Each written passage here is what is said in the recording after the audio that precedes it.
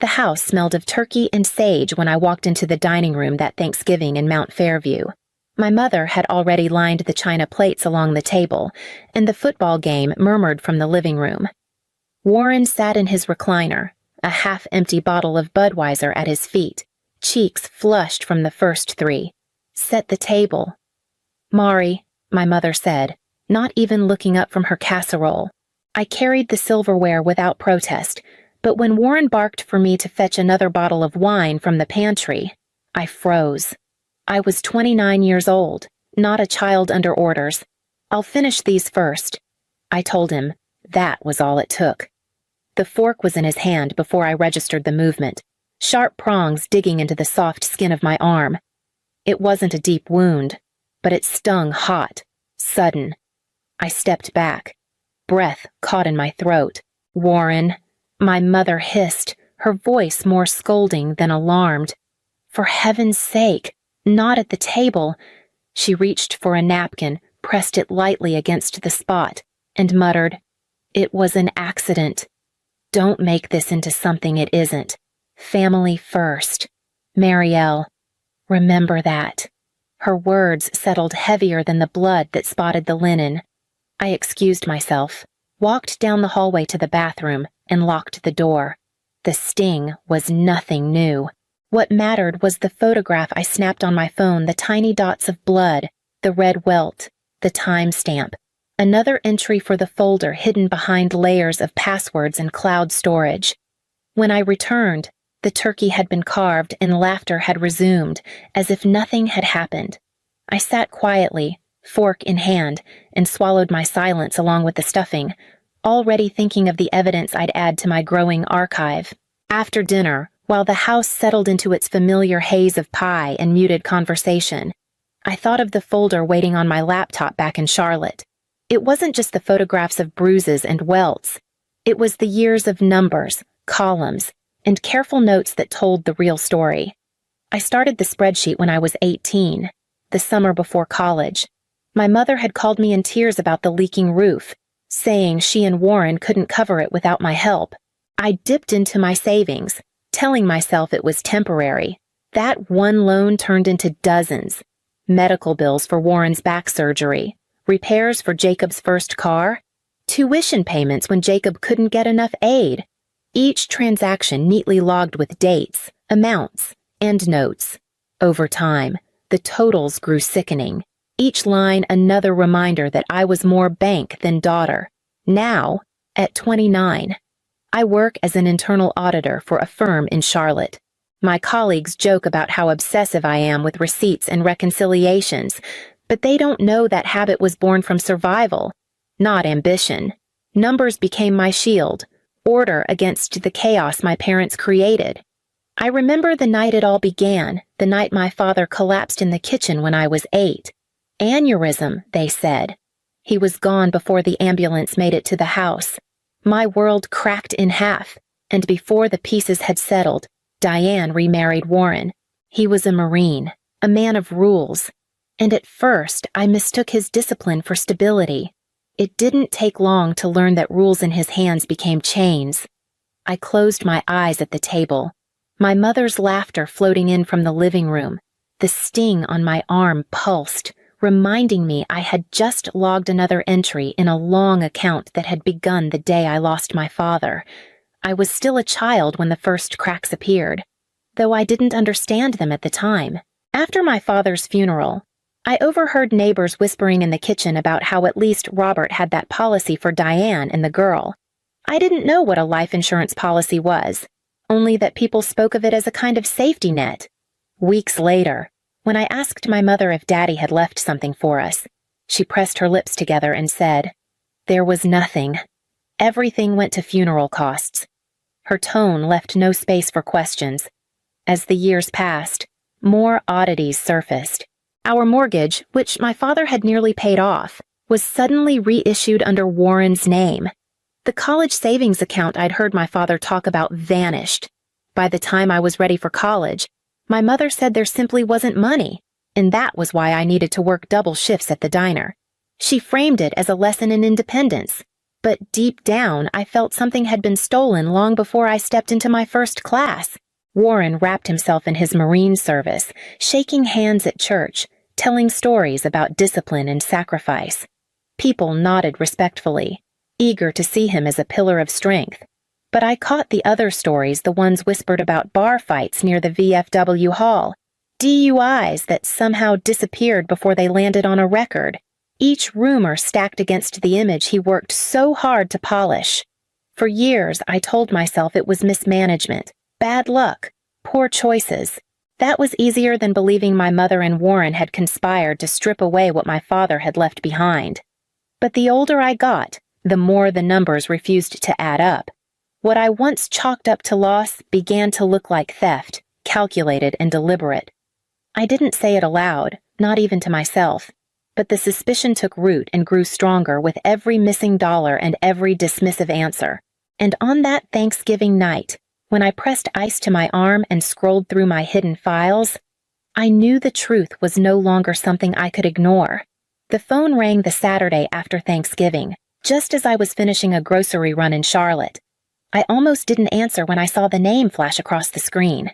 Lorraine, my father's mother.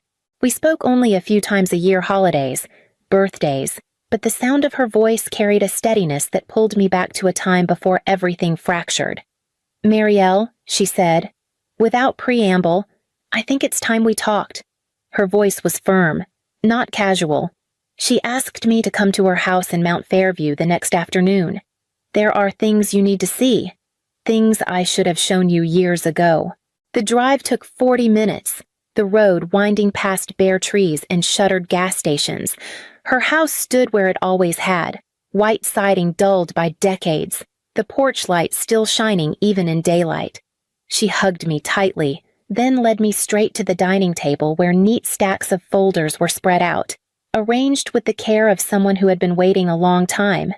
"These," she said, sliding the top folder toward me, "are your father's accounts." Inside were bank statements, policy documents, and a copy of the mortgage from the year he died. I scanned the pages, my pulse quickening. The balances were higher than anything my mother had ever admitted. There was a trust set up for your education. Lorraine continued, "Robert wanted you to have choices. But within months of his death, withdrawals started. Some were small, others larger, always justified with vague notations, household, medical, emergency." And then Warren's name began appearing on things it shouldn't have. I looked up, my throat tight. Mom told me everything went to the funeral. Lorraine shook her head, her eyes wet but steady. I suspected for years they were siphoning it off, but I didn't have proof until I requested these records. I kept them, waiting for the day you were ready to see.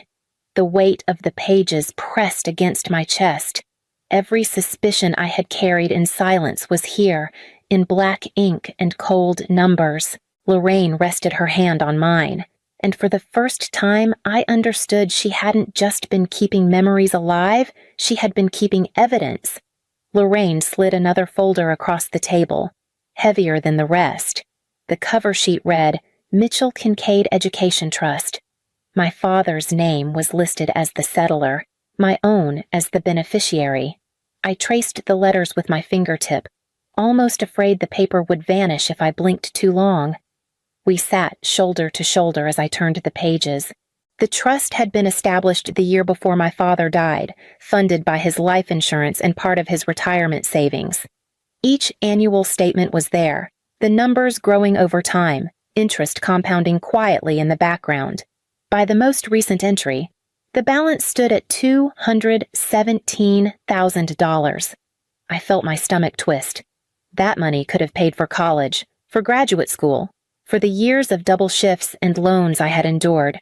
My chest burned as I flipped faster until one page made me stop cold. A withdrawal notice, $22,000, dated the year Warren had his back surgery. The note read medical expense. The signature at the bottom was my own, except it wasn't. I studied the scrawl my name, but written in blocky, uneven strokes, like someone trying too hard to copy it. Lorraine leaned closer. I had it compared. It's forgery, and the timing lines up exactly with his hospital stay. My throat closed. It wasn't just theft. It was identity stolen. My name used to funnel money out of the only legacy my father had left me. Lorraine didn't soften her voice. This isn't a family squabble anymore, Marie. It's fraud. It's breach of fiduciary duty. It's criminal. She pulled a business card from her pocket and placed it in front of me. Harvey Morrison, estate attorney. I've known him since Robert was alive. She explained, he can help, but you need to decide if you're ready to act. I stared at the card, the bold print steady against the blur of my vision. For years I had carried the weight of suspicion, convinced I was imagining shadows. Now the proof lay in front of me. Undeniable. Lorraine rested her hand on mine again. Your father set this up to protect you. Don't let them erase his intention. The words settled deep. I closed the folder slowly, feeling the paper press into my palms like a verdict. The decision, at last, was mine to make. Harvey's office smelled faintly of old books and coffee, the kind of place where truth seemed to cling to the walls. Lorraine and I sat across from him as he introduced Dolores, a forensic accountant with sharp eyes and an even sharper pencil. She spread the files across the table like a surgeon laying out instruments. It didn't take long for the numbers to tell their story. Over 21 years, nearly $500,000 had slipped through my mother's and Warren's hands. The trust was only one piece. There were withdrawals from my father's 401k, checks against life insurance, and even smaller accounts closed without explanation. Dolores circled each with her pen, marking totals until the page looked like a crime scene. Then she slid over a set of tax filings. My name appeared in neat type, followed by a signature I didn't recognize as mine.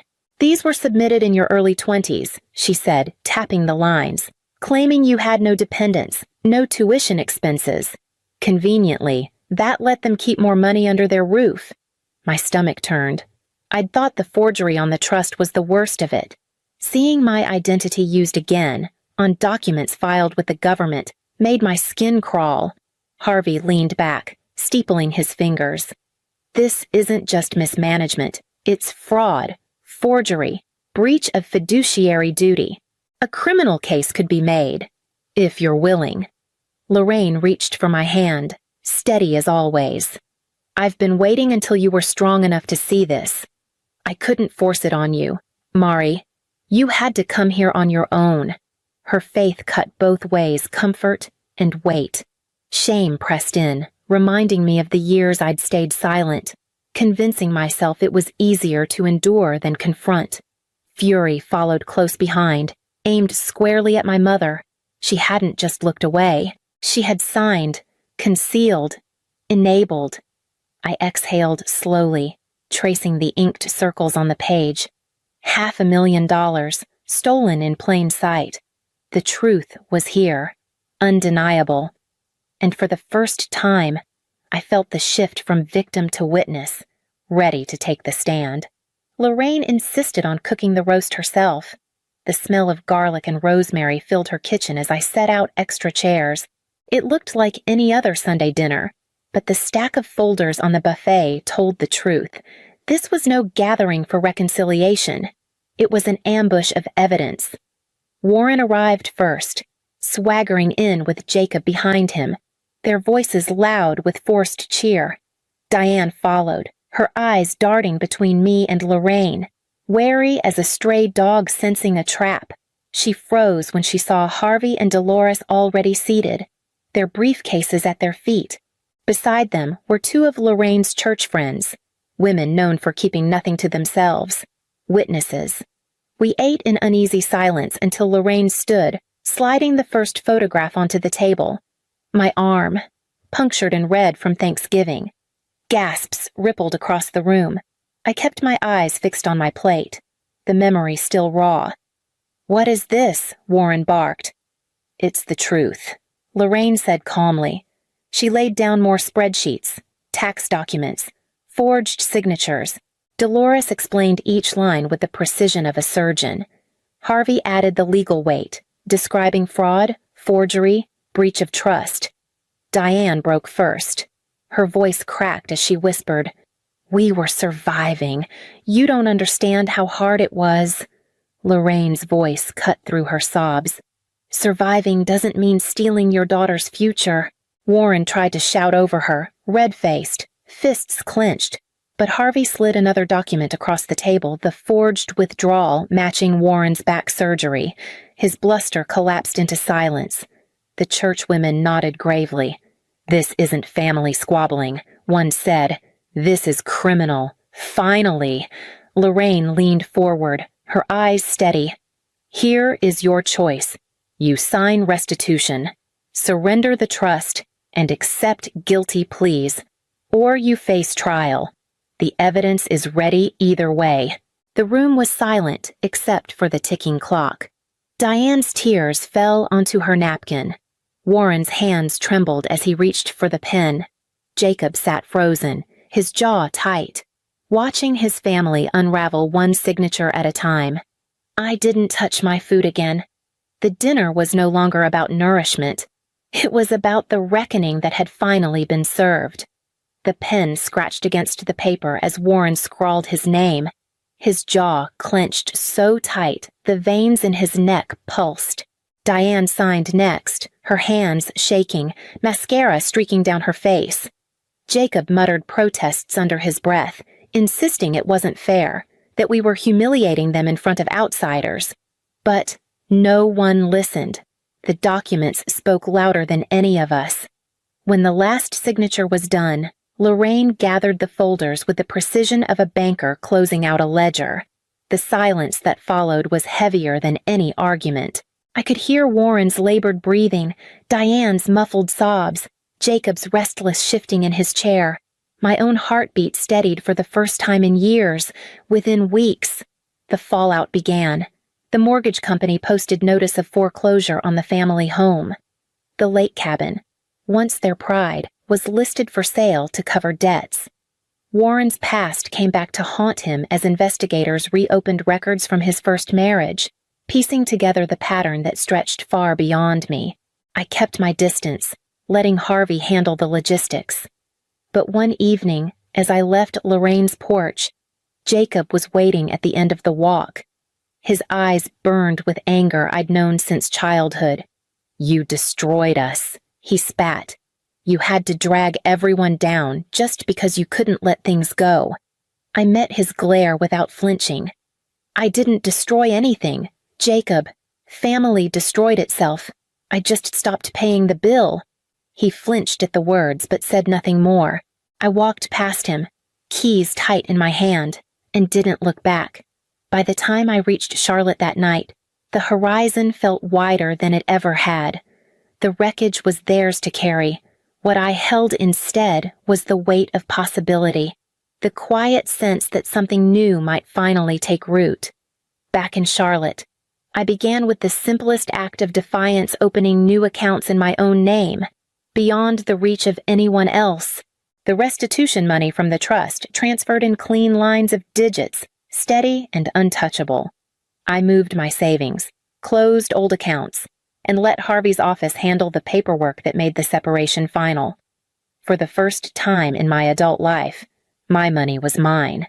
At night, I researched MBA programs, something I had once dismissed as impossible. Wharton, Duke, even UNC Chapel Hill applications spread across my desk like a new kind of map. Each one asked for essays about resilience, leadership, vision. I had more than enough material for all three. Meanwhile, the news from Mount Fairview trickled in. Warren drank harder, his body finally collapsing under years of rage and liquor. Liver failure, the doctor said.